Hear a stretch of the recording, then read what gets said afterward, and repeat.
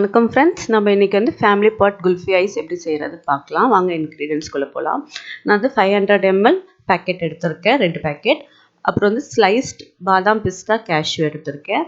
அதுக்கப்புறம் full nuts வந்து 6 numbers each எடுத்திருக்கேன். அதுவும் கேஷ்யூ பாதாம் பிஸ்தா. ஸோ பாதாம் மட்டும் நீங்கள் தோல் நீக்கி வச்சுக்கோங்க. இதில் வந்து 250 grams சுகரும் 3 நம்பர்ஸ் எலாச்சி எடுத்திருக்கேன். இது எல்லாமே நம்ம கிரைண்ட் பண்ண போகிறோம். இல்லை 1 டீஸ்பூன் வந்து சுகர் மட்டும் எக்ஸ்ட்ராவாக நம்ம எடுத்து வச்சுருக்கிறதுல வந்து ஆட் பண்ணிக்கோங்க. ஸோ இதெல்லாம் கிரைண்ட் பண்ணி ஒரு பவுடராக நம்ம எடுத்து போகிறோம்.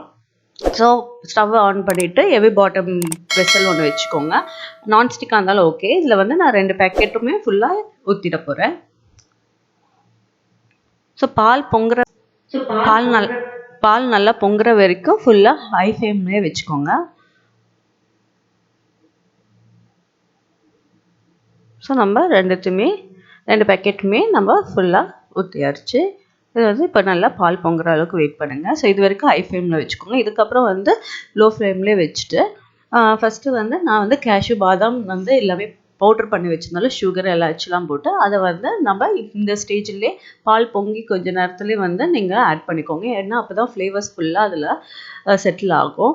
ஸோ நல்லா கொஞ்சம் ஒரு ஹாஃப் வந்து நல்லா சுண்டுற வரைக்கும் வெயிட் பண்ணிவிட்டு நான் இதில் வந்து 2 டீஸ்பூன் வந்து நான் பாதாம் ஃபீஸ்ட் போட்டிருக்கேன். இதில் வந்து நீங்கள் எனி பிராண்ட் யூஸ் பண்ணிக்கலாம். நான் வந்து இதில் MTR யூஸ் பண்ணியிருக்கேன்.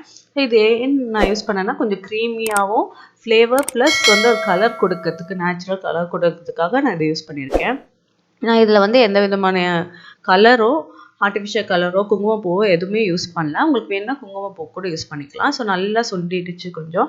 இந்த ஸ்டேஜில் வந்து நம்ம சுகரை ஆட் பண்ணிக்கலாம்.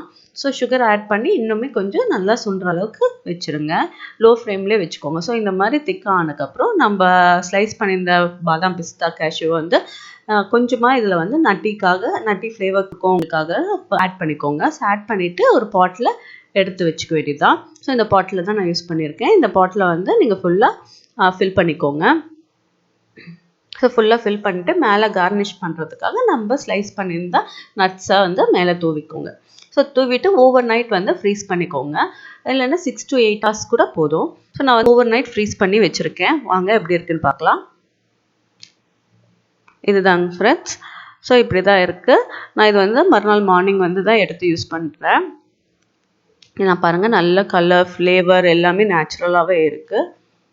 ஸோ கண்டிப்பாக இது வீட்டில் ட்ரை பண்ணி பாருங்க. இது ஏன் நான் ஃபேமிலி பாட் சொன்னேன்னா பாட் வந்து நல்லா கொஞ்சம் பெருசாக இருக்கும். ப்ளஸ் வந்து 4 to 5 members வரைக்கும் இதை ஃபுல்லாக சாப்பிட்லாம். பாருங்கள் எப்படி இருக்குன்ட்டு. இந்த வீடியோ பிடிச்சிருந்ததுன்னா கண்டிப்பாக சப்ஸ்கிரைப் பண்ணுங்கள், லைக் பண்ணுங்கள், ஷேர் பண்ணுங்கள், கமெண்ட் பண்ணுங்கள். Thank you friends.